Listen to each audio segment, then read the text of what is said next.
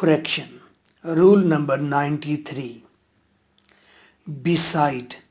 Beside का मतलब साथ बैठा हुआ, साथ रखा हुआ, करीब पड़ी हुई कोई चीज. Besides.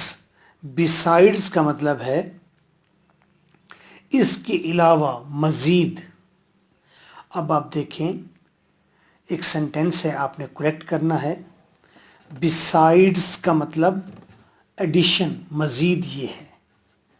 सेंटेंस का आप सेंस समझें. There were 3 pens beside a book. Dot. There were 3 pens beside a book.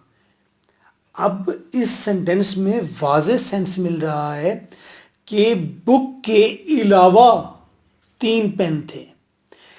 इस सेंटेंस का ये मतलब कम बनता है कि बुक के करीब 3 पेन थे.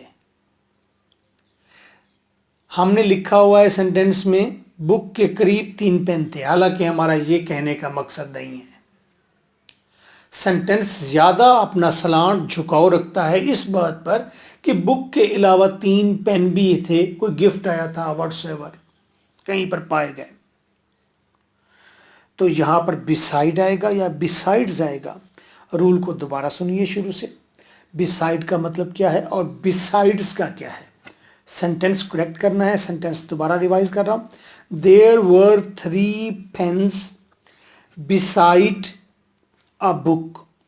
डॉट.